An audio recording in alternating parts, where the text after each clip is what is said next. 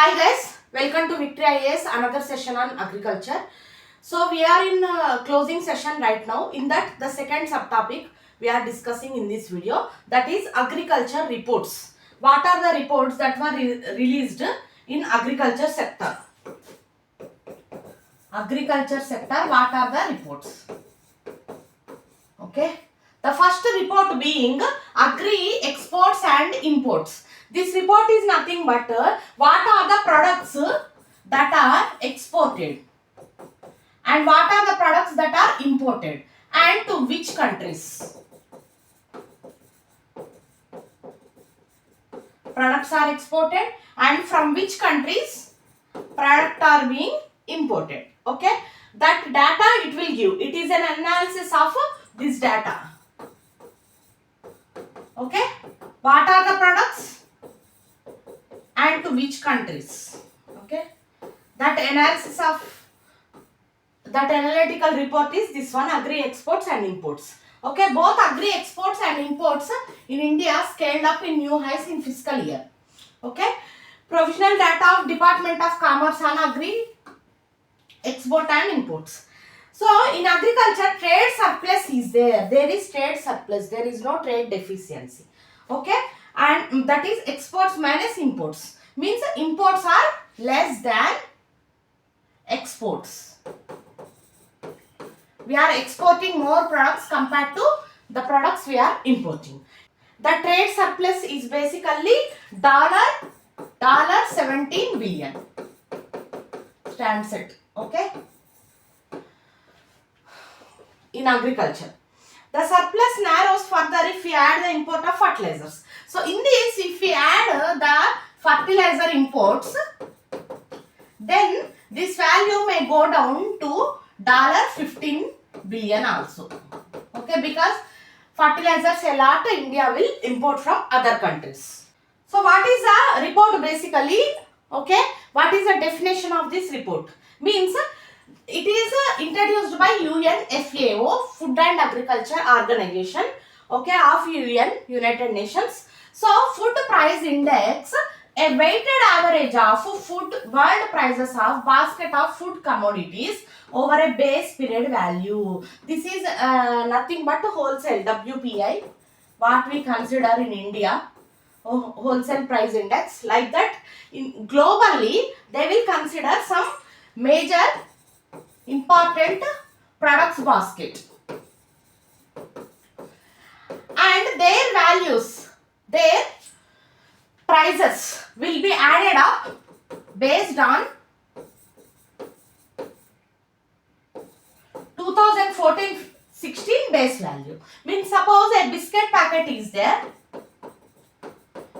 its value in 2014-16 is around 15 rupees. Now it is increased to 22 rupees.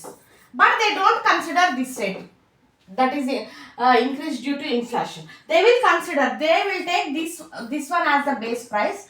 So based on this price, they will add the products prices. Then they will calculate minimum how much money is needed per month to a family to sustain with minimum products. Okay, that is the thing.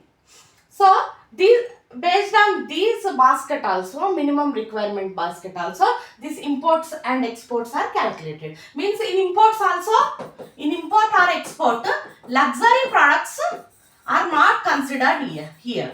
Like perfumes will be there.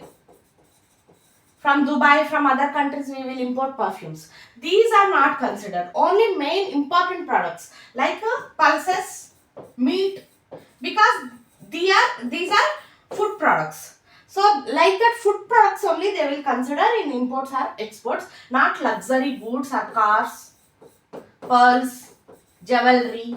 Like this luxury goods, they do not take into consideration because they are not necessary for every middle class people. Only rich people can afford all these perfumes, okay, cars, pearls, jewels. Okay, that's why they do not consider those things. Only minimum basket things they will take into consider while analyzing this report. Okay, so India's top agri export items. You can see in this table. Okay, marine products like fish. Okay, non-basmati rice.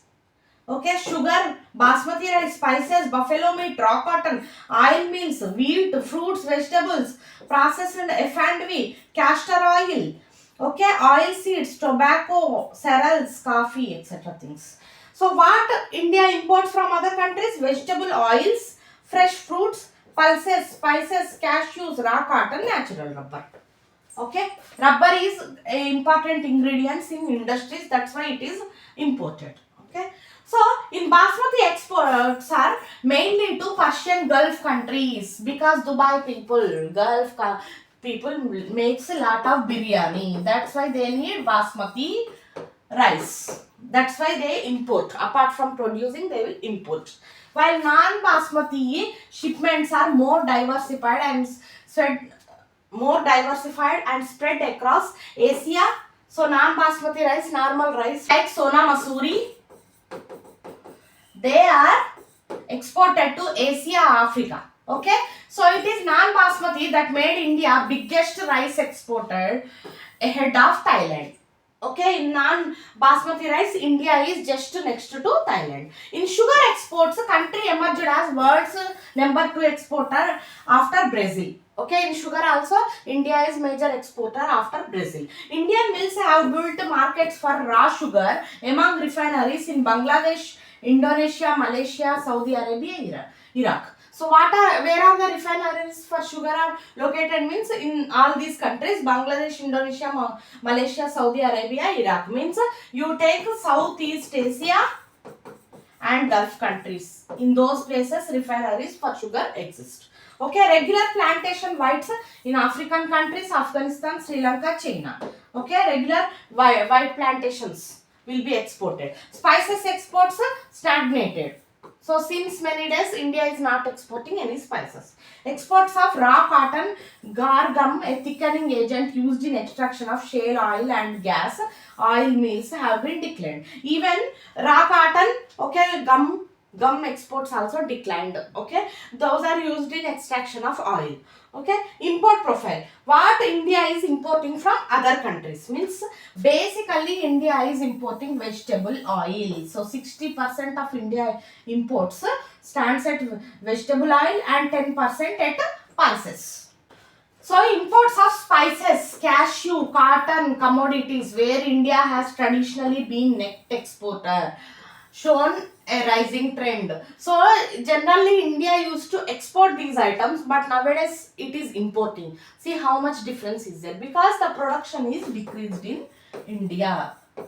Because of losses in cashew nuts, many factories was closed. Automatically production came down. Now India has to import to meet the needs. So what are the concerns here? What are the problems in imports or exports? Suppose if you take for example BT cotton is there. Okay. So India started producing BT cotton a lot because of global high prices. They are fetching lot of money, lot of foreign exchange by exporting BT cotton. That's why India started producing BT cotton a lot. Means giving high preference. That's why what happened automatically? Other commercial crops will go in less preference, low preference. Okay, that's why other products production automatically will decrease. Then what happened? Indian government do not allow for new gene technologies. So what happened automatically? They started importing because the production is decreased. They can't produce in India because of new rules. Again they started importing. That's why the imports and exports of BT cotton are affected. And domestic crop shortages. Basically what India is producing, that is not enough for people within India. Still there is shortage. Then how they can export? That is the problem. Like in crops, cotton, soya bean, gar gum and oil meal. Okay. Spice imports going up are a reflection of reduced price competitiveness. Means pepper, glutamalin pepper. Okay. Means basically they are exporting pepper because of the price is competitive compared to other countries. Other country exports. Okay. Export curbs. What are the issues in export curbs? Government banned wheat exports, broken rice exports, slapped a 20% duty on all non-parboiled, non-basmati shipments. So some rice exports have been banned because broken rice is not allowed in foreign countries, and wheat, and apart from basmati shipments also. Okay, so what is the Indian government steps taking? What steps the Indian government is now taking to promote the exports? Agriculture export policy 2018 that aims to harness export potential of Indian agriculture to make India global power in agriculture, rise farmers' income. Okay, there is an Agri export policy introduced in 2018. Okay, districts as export hub initiative. They made a district as a export hub so that whatever the products coming in a district, they will segregate, they will send to the center. Means they report to the center, this much exports we are doing from our district, like that. Okay, Department of Commerce would be utilized to achieve objectives of Agri export policy. So the main ambition of each district is to achieve the ambition of Agri exports policy. Transport and marketing assistance for specified agri products. They are giving transport and marketing assistance for exports. Okay, trade infrastructure for export scheme. Even trade infrastructure has been improved. Okay, market access initiatives. How to access the market for exports from small villages. Okay, export promotion schemes. APEDA. APEDA is an organization that works for exports in our country. Okay, what are the risks ahead? So even though government is making a lot to promote exports of our country, what are the risks? What are the challenges here? Means international prices, price volatility. If they are not getting expected profit, then there is no question of exports. Okay, whatever the price they are expecting, that they must get, then only they can export. Okay, and domestic food inflation. Within India there is lot of food shortage and food insecurity for the people. Then how can they export? Even in recent years, India's trade surplus has gone down by $3 billion. $3 billion. Means from 17 billion to it came down to $14 billion. There is even trade deficit. Okay, expected to rise by 40%.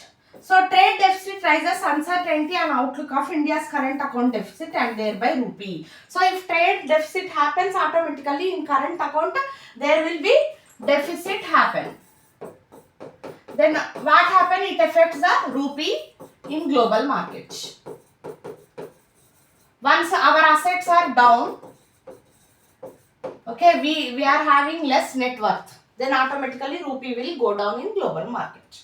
Okay, that is a problem here. That's why they have to make some initiatives to increase the exports of our country. The next report is the status of women in agri-food systems report.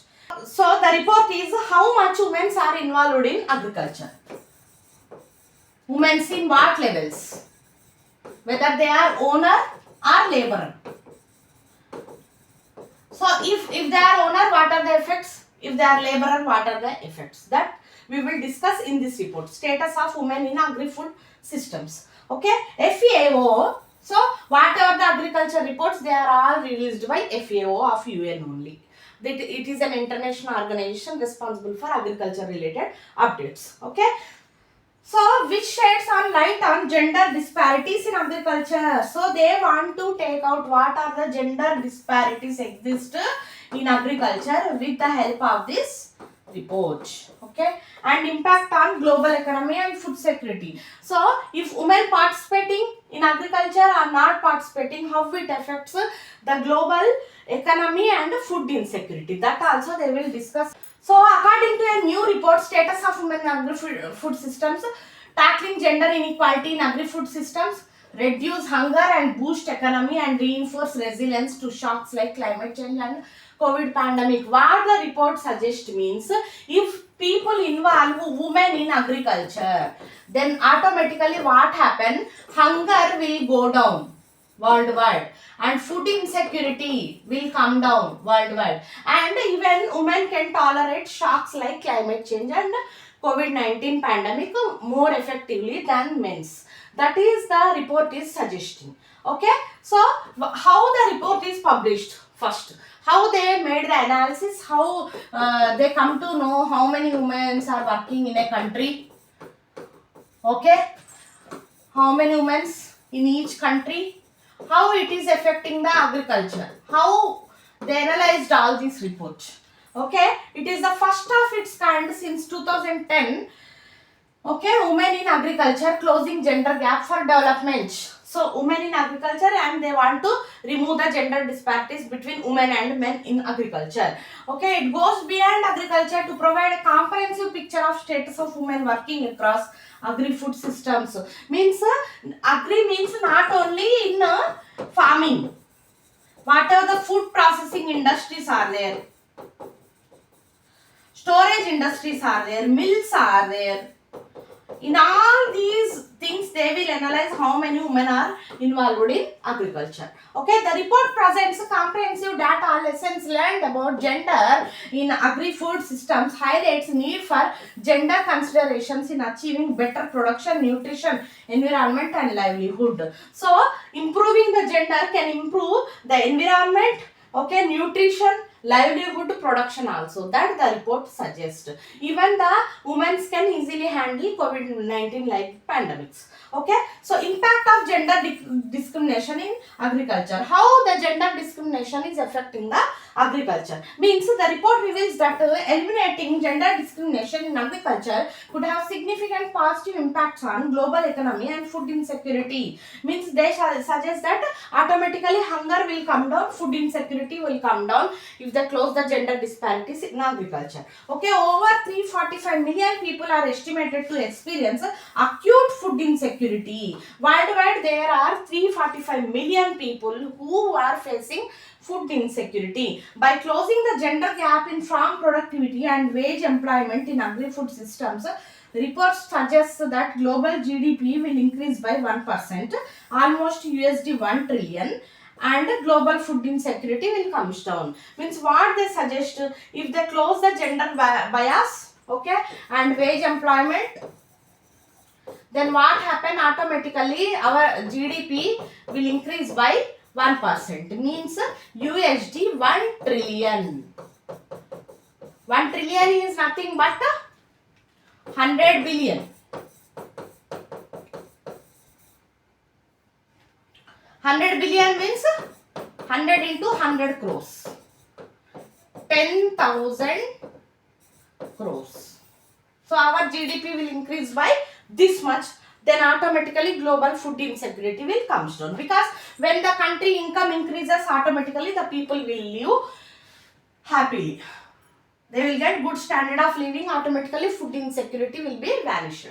Okay, so food insecurity will be reduced by 2%, benefiting 45 million people. Means if our country GDP will increase by 1%, then automatically 45 million people, means 4.5 crore people will come out of food insecurity. Okay, so gender disparities in agri-food system. How gender disparities affecting the agri-food system? The report highlights various gender disparities in agri-food system. Women ownership, secure tenure rights over agri-land are lower than men's in most countries. Means owners, whoever the owners are there in agri-farm land, there are less women. Okay, so reporting sustainable development goal indicators 5A1. There is a sustainable development indicator, that is inequality, removing inequality, that is highlighted here. Okay, there is also a 24% gender gap in land productivity between farms managed by men and women. And in farm productivity also, when they are managed by women and men, there is 24% difference happening. Means suppose men's farm is performing 70%, women farm is performing 94%. Okay, like that. That's why when women are involved, the farm productivity also increasing. In wage employment in agriculture, women earn 82 cents for every dollar that men earn. So even in employment also, women are affected a lot. Even laborers, agri laborers, they are getting only 80% of $1 compared to men's. When men's get $1, they are getting only 80% of dollar. That's why their wage also getting affected. So if they are getting less low income compared to men's, automatically they do not involve in agriculture anymore. That's why also women number in agriculture is being affected. Okay, shocks in agri-food systems and differential impacts. Shocks means like COVID-19, okay, and differential impacts on men, boys, women and girls. Okay, there are coping strategies. Vulnerabilities differ from gender groups. Women often face more challenges due to existing gender disparities. So even whatever the shocks are there, COVID-19 pandemic is there, like that pandemics also affecting women more compared to men. Okay, and there women has to face more challenges. Means already there are gender disparities. On top of it, these shocks, pandemics are added. Okay, in that they are affecting more. Okay, addressing gender considerations in shock response recovery efforts is crucial for building resilience and reducing vulnerability in agri-food systems. Means they have to plan a good shock response and recovery efforts so that women employment in agriculture is not affected anymore. Okay, so regional disparities. How much regional disparity is there in women employment in agri-food system?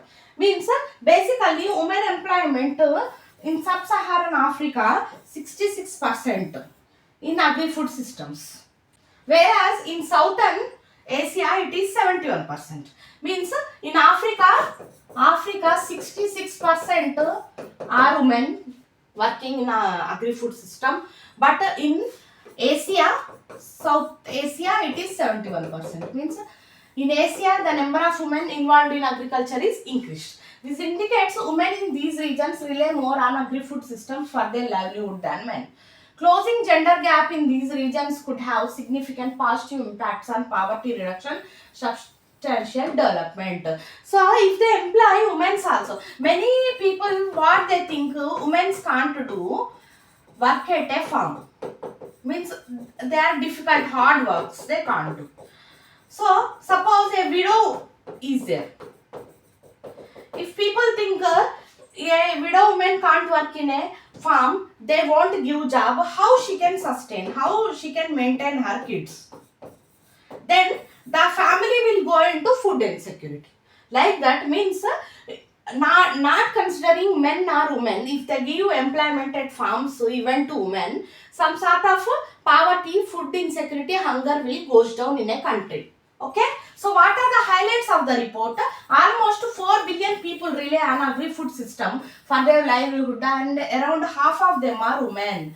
So worldwide there are 4 billion people involved in agriculture. In this 2 billion are women. Okay, so they are often held back by inequality, discrimination, rigid gender norms, roles. Okay, unequal power dynamics, discriminatory social structure. Even though a woman is maintaining a farm well, she do not be given the ownership. That is the problem. Because men are more capable than women. The women can't handle an entire farm. That's why they won't allow the ownership even though they are handling very well. That is the problem. There is a type of beliefs, social beliefs are affecting a lot. Okay, marginalized and denied agency. So even agencies involved, they do not prefer giving agri-food jobs to women. Okay, work in poorer conditions with low wages, carry greater burden of care, unpaid work. Okay, so some people what they will do, they will cheat women. They will make them to work for a week, 10 days in a farm. They do not pay anything. After being cheated, next time they won't join another farm. That is the problem here. These impediments are compounded by additional challenges: climate, economic price shocks, conflicts, increasing risk of gender-based violence. So in farms, violence can also happen. No one will go and enter into a farm and they will see, like unlike in a company, there will be 1,000 workers. In 1,000 workers, a woman feel very safe. But inside working in a farm, there is no security or safety. That will affect their employability in farms. Even though women have gained more access to some resources, digital technology, financial services gaps are either unchanged or growing, especially for rural women. Even though women has been improved in technology, but even though their employment in agri system, food system has never been improved. Since COVID-19 pandemic, a gap between women and men's food security has been grown by 4.3%. Okay, so after COVID pandemic, food security between women and men's has been grown by 4.3%. Okay, that is food insecurity increased. So what are India specific findings here? In India, what is the status of female participation in agriculture? Female participation in labor force is low. 1 in 5 women are working and looking for a job. Generally, 1 woman out of 5 women are working in agri laborers. But labor force participation is relatively high compared among poorest women who depend on agriculture. But however, whoever the women participating here, 1 out of 5, this is maximum poor women only.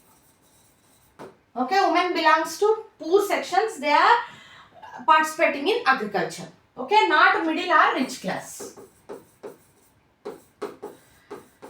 Middle class women, they go for jobs. Okay, rich class women automatically they will make some business. Many women products you can see online nowadays. Clothing products are there, fashion products are there. Okay, like that. Female share agri-food system workers decreased by 1% point between 2005 and 2019. Even the laborers involved in agri-food system, women laborers, they are decreased by 1% between 2005 and 2019. A 10% increase in mechanized tilling between 1919 and 2011 led to 5% reduction in women farm labor with no increase in off-farm work because of limited off-farm opportunities for women. So the tilling in agriculture increased. Okay, with machines. So then there is no need of women laborers. That's why also there is 5% reduction in hiring women in agri-food systems. Closing gender gap and empowering women increase global GDP by 1%, nearly 1 trillion. So if they empower women, they encourage women to participate in agri-food system laborers or owners, then what happen automatically by 1% our GDP will increase by 1 trillion. Then automatically food insecurity or hunger will goes down in the country. So what are the suggestions? Women need to be more access to control over livestock, water, seeds, land technology and finance. So women must get finance also. In that case they can participate far better than men's in agri-food systems. So some best practices means, one best example is in Tamil Nadu, many women are involved in fishing sector, fishing related works. That is a major best practice from India. Even the MGNREG scheme stipulates provisions of creche facilities for young children for women involved in the schemes. So they are giving creche also for women so that they can leave the kids at creche and they can do the work. In North India, particularly village communities addressing water access, health, nutrition issues have facilitated shift in discriminatory norms, enabling women to speak in front of men and take on public roles. Okay, so even in North India, women has been improved. nowadays. The next report is State of Food and Agriculture Report. This is nothing but how much agriculture is automated in India. Means how much people are using machines instead of hands when working in a farm. Okay. So if not mechanized, what are the issues? What are the problems? Okay. Recently released FAO's State Food and Agriculture Report looked at how agri automation, which includes anything from tractors to AI. So machines include from tractors to AI. Okay. In our agri-food system, contribute to achieving sustainable development goals. So if automation happen, automatically India can achieve SDGs fast. Sustainable development goals fast. Okay. It is released on November 2nd, 2022. This was old report, but the next report yet to release are released. You can search in internet and check. But just you have to understand what the report is here. Okay. So it is one of annual flagship reports released by UNFAO, provides comprehensive insights into various issues relating to field of food and agriculture based on science-based assessment. It directly do the science-based assessment, how much the farmers are improved, modernized. Okay, it covers topics that are important for rural agriculture development as well as global food security. So it is important global food security wise, because if the farming is improved, automatically production will be grown. So global food insecurity will go down. So according to FAO, agri automation might exacerbate inequality if technology is inaccessible to small scale producers and other marginalized groups. If technology is not there, with help of hands only they are working, then what happen? Automatically production will go down. Okay, and it takes a lot of time consuming also. Instead of machine, if they are working in hands, it takes a lot of time to get one crop in hand. Okay, agri automation covers all practices that will help planting, harvesting with aid of machines and other devices. Even planting, okay, they use tractors first to make lines in the land, and they use some machines to plant the seeds. Okay, like that. So what are the main findings of the report? What are the important findings of the old report? Of course, we are discussing, but next report results you have to check in the internet, or I will also discuss in another video. Okay, the report assessed various drivers of agri automation, including recently developed digital technologies. So agri automation, agriculture is mechanized or not based on digital technologies like AI. Okay, based on 27 case studies done till now, report analyzed business case for adoption of these digital automation technologies across various agri production systems in the world. It identified various challenges. There are many challenges are there in India to implement automation in agriculture. Okay, suppose if you see in Japan, they use robots for everything. Even in companies, food processing industry, they use robo. But in India, that much advancement is not there. Only people will do by hand. Handwork they will do in food packaging, etc. things. Okay, so preventing inclusive adoption of, suppose if they take a robo, it will pack 10 packets at a time. A man can pack only one packet, then automatically the company productivity will goes down. He is investing same amount. Robo he will be taking one time. For 10 months also he is giving the same salary, but the productivity will goes down. That is the question here. Lack of automation affects the productivity a lot. Okay, so various challenges preventing include adoption of these technologies, especially small scale producers. So if a company is very small, okay, MSME, then very small company can't afford a robo. That is the problem. So they don't think also, for whatever they are earning, they might earn just 5 lakh per month. For this income, they can't afford a robo also. Okay, it recognized two major barriers for adoption. Okay, Okay, what are the main reasons for not adapting digital technologies in agriculture in India? Means low digital literacy. They even don't know to use some technologies, because basically farmers are illiterates. They don't do graduation, post graduation, like that. They do not prefer to study. They go into the field, they start working after 10th class over, 11th class over. So automatically they are less digital literates.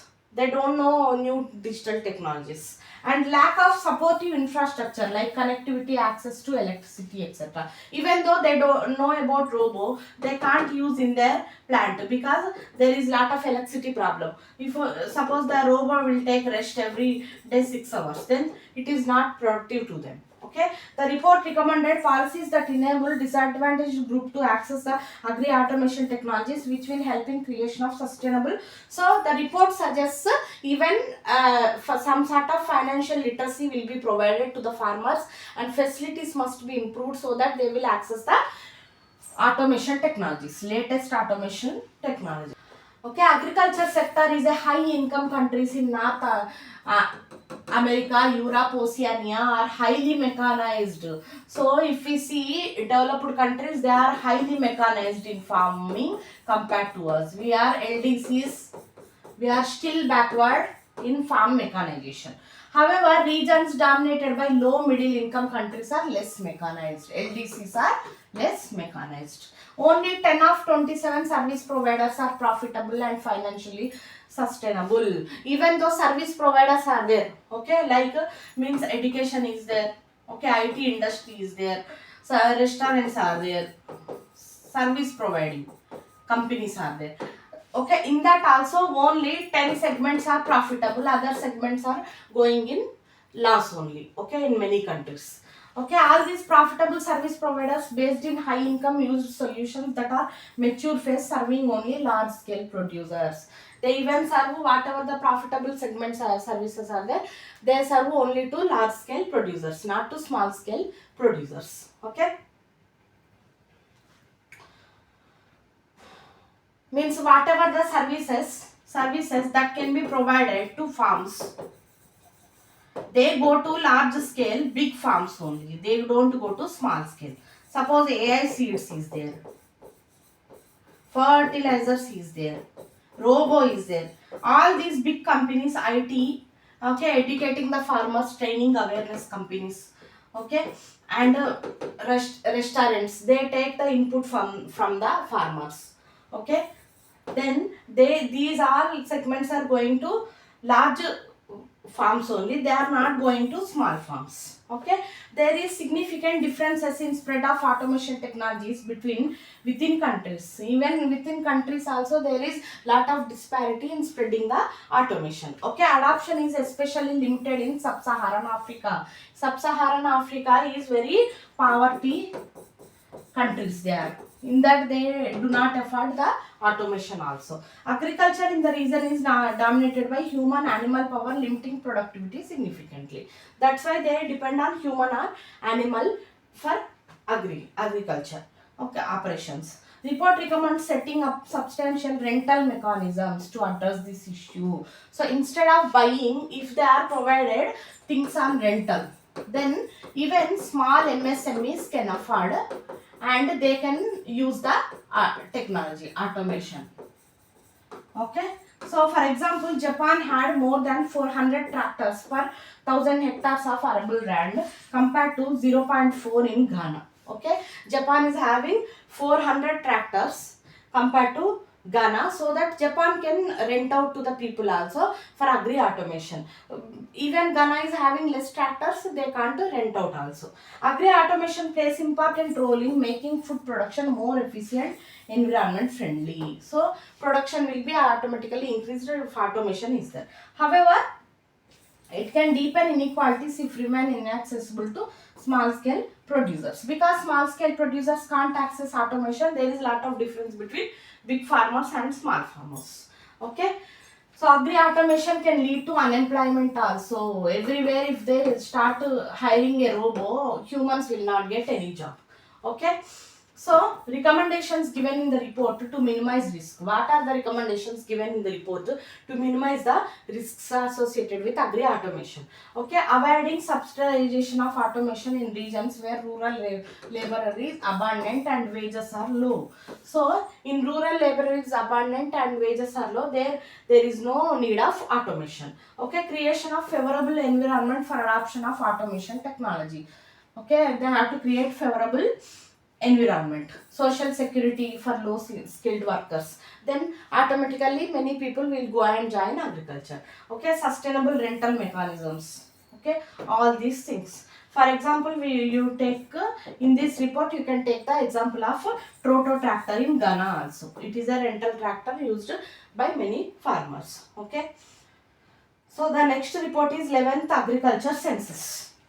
The 11th agri census is launched by Union Minister Narendra Singh Tomar, okay, on July 28, 2022. This is agri census of last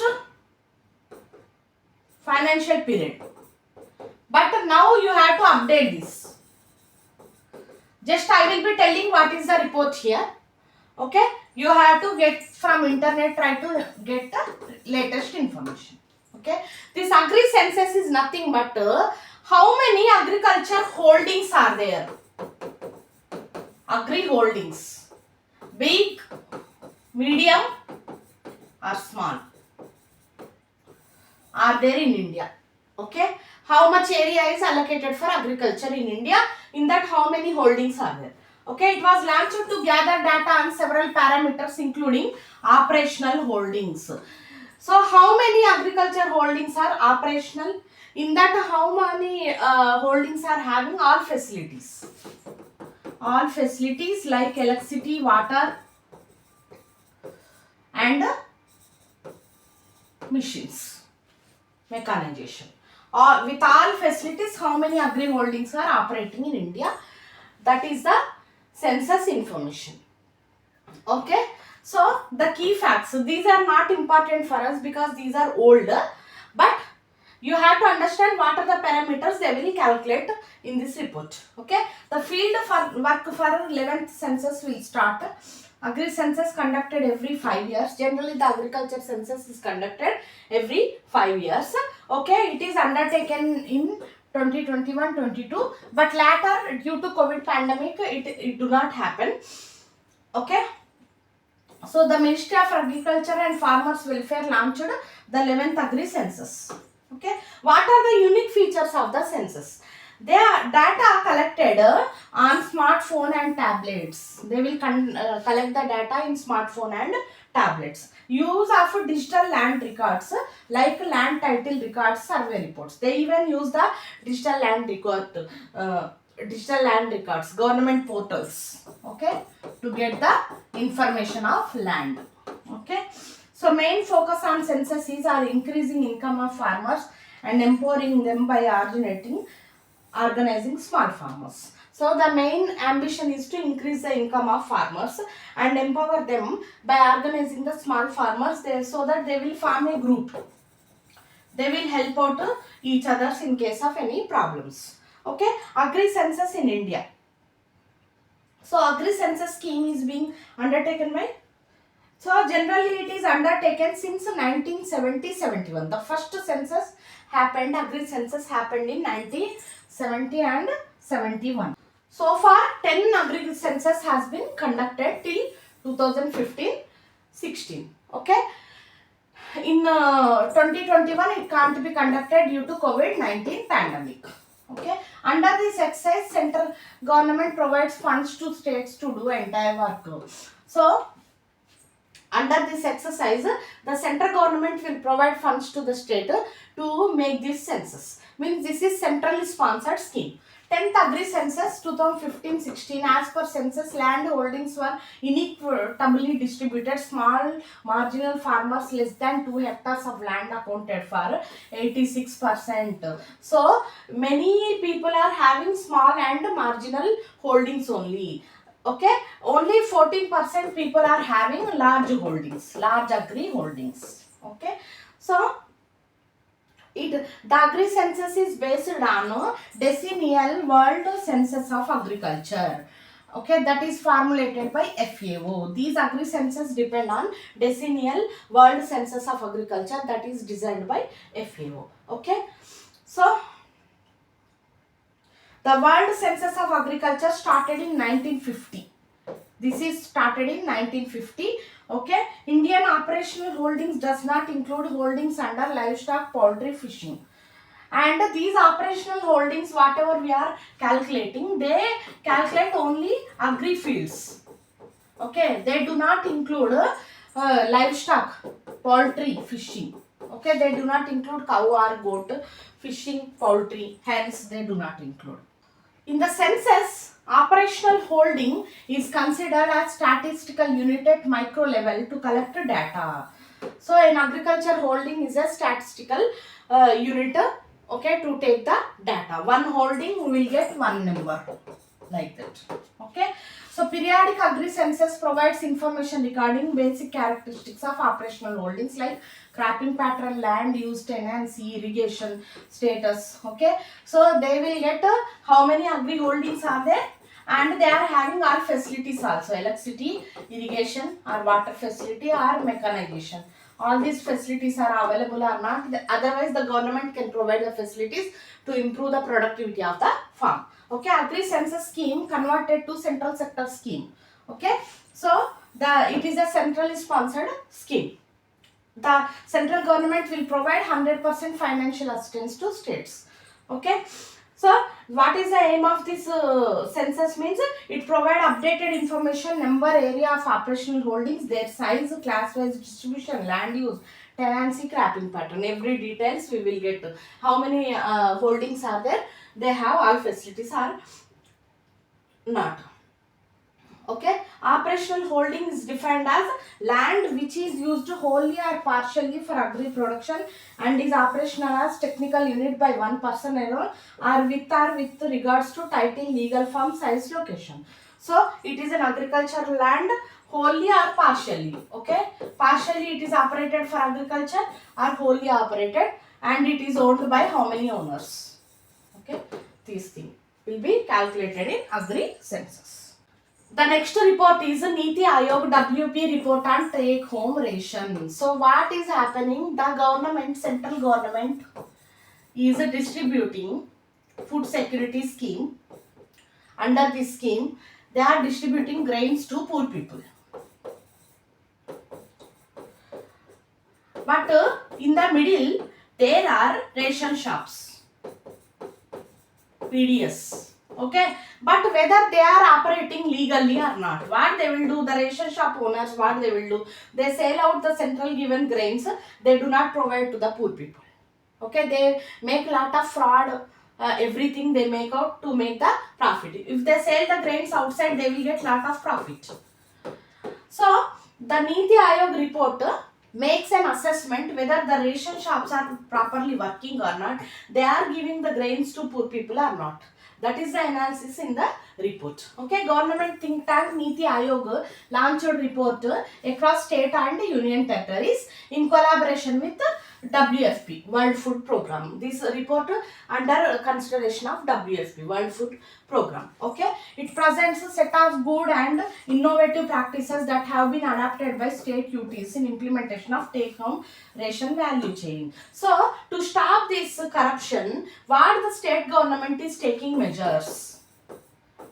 Okay, in some areas what happen, a district collector will be very strict. Okay, they in their inspection they conduct this operation of giving grains to the poor people, so that nothing illegal corruption can happen. So if a district is perfect, automatically many districts will become perfect, then state will be perfect. Means state is taking some measures to properly efficiently implement take home ration. Okay, so the take home ration is provided by Government of India under supplementary nutrition component of integrated child development services. So even apart from National Food Security Mission, they want child development also. Lactating mothers will be there, patients will be there. Okay. pregnant women will be there. They must get the grains so that their nutrition will be good, child health will be good. Okay. So the good practices document, compiles and collects innovation in take-home ration programs being run in states and union territories. So this report will take the good practices, okay, case studies where good practices are happening to make the take-home ration program very smooth or efficient. Okay. So how the document is generated? To generate a document on good practices under program, aspects related to production, distribution, formulation, packaging, labeling, quality assurance, all these things will be taken into consideration. Okay, social behavioral change has been reviewed. All these things will be reviewed. The document will help in adapting good practices in take home ration. So what are the recommendations made by the report? Okay, so all the components of value chain should function at optimum. So all the components means central government to state government to district to ration shop, then people. So all these components must function well so that the program will become a success. In order to realize the full potential of take-home ration, it suggests to build a robust system for procurement, standardization process, full coverage, supply chain management, monitoring to ensure complete transparency, sustainability, local ties, culture of collaboration, trust within the community. They have to standardize the process. They must make the procurement in proper manner so that good quality grains they will get, and they must cover all areas. They should not left any village or district. And supply chain management also means transport, distribution also should be taken effectively so that people will get the grains at the right time.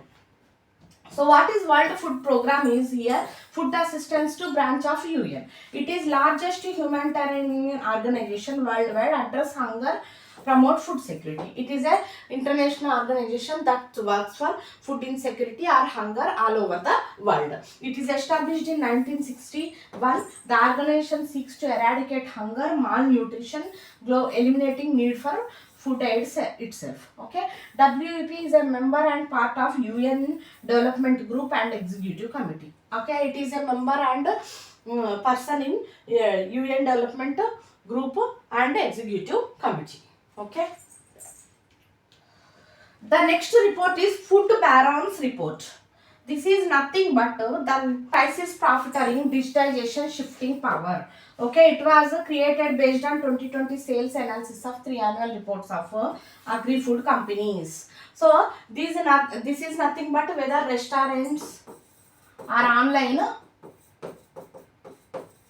food delivery apps are going good or not worldwide in COVID-19 pandemic time. Okay, so what are the key findings of this report? Means it reviewed large corporations profited from COVID-19 pandemic, climate change and war. So many organizations they sold out to house, okay, by house to house in COVID time. That's why they are profited. Okay, food delivery apps are profited a lot. Small scale operators in food sector adversely impacted because of strategies used by agri-food giants to consolidate and expand dominant over the system. Means small scale producers are affected a lot.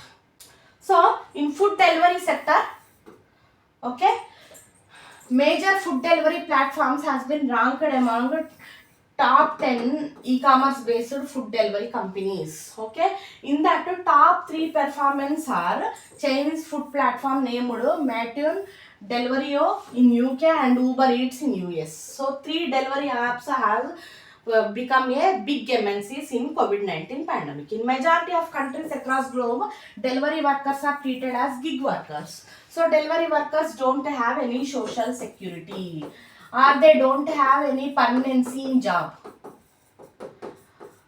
Means they are still insecure in their lives. So this must be improved. The reports recommends the gig workers lifestyle must be improved. Their jobs must be improved so that they will get some social security, job security while doing these works. Okay, so food delivery sector is currently facing major issue of increasing trash from takeaways using single-use packaging. Even the food delivery sector is producing lot of trash waste into the environment. That is also a major concern now. Okay, so several food delivery platforms gone into losses. Some food delivery platforms has been gone into loss. So in grocery sector, Walmart received 30% of consumer spending. Means Walmart become the top mart in the world. Okay, Indian companies are not only among top 10 meat companies in global grocery retail sector. Small grocery stores are currently dominating retail sector. So only small grocery stores are dominating the grocery sector compared to big companies worldwide. Okay, India is currently over 20 million grocery stores or kirana stores. India is having 2 crore grocery stores or kirana stores. During the pandemic, these stores has been digitized to retain the customer base. Every person nowadays, they are giving home delivery to improve the customers. Okay, so currently big corporations like Amazon, Walmart, Reliance and others looking into consolidate these kirana stores to single value chain. That's why, because the kirana stores are producing good revenue, they want to consolidate the kirana stores also. They want to take up the small kirana stores and they want to operate. Like that also it is happening. India's retail market is expected to grow nearly 1.5 trillion USD by 2030.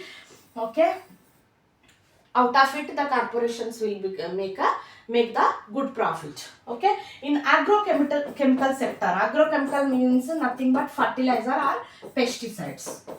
In this sector, who are at success means China's Syngenta group dominates quarter of global market agrochemicals like seeds, pesticides and fertilizers. Okay, Syngenta and German based Bayer, BASF Agri Solutions, Corteva in US account for 62% of global market share.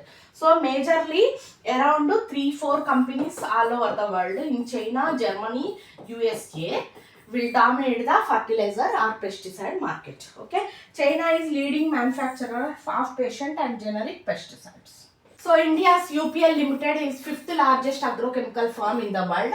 In 2020 it had 8% of global market share with 5,000 million USD sales. Okay, so UPL Limited, it is the major player in this field from India. Okay, what about farm sector? In commercial seeds market, 10 companies control 40% of global market 25 years ago. Now only 2 farms have 40% of market share. So farm sector means in seeds only 2 farms dominate 40% of global market in the world. These firms made use of intellectual property rights, IPR, you might know.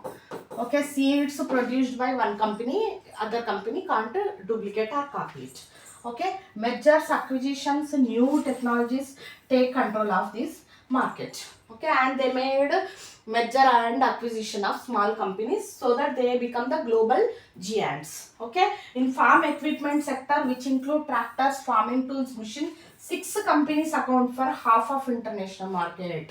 Okay, in farm mechanization, 6 companies account for 50% of global revenue. Okay, India's Mahindra and Mahindra, 6th largest firm in this sector with 2% market share at international level. Over 40% of Indian market is dominated by this firm. So Mahindra and Mahindra company is a global company in farm mechanization. It has become the 6th largest firm in this sector, dominating 40% of the total sales. It reported 31% rise in domestic sales when compared to previous year. It even reported 30% sales growth compared to last year. So this is all about agriculture reports, friends. Hope you like the video. For many videos like this on our channel, please do like, share, subscribe. So next time we will start with a new topic. Thank you.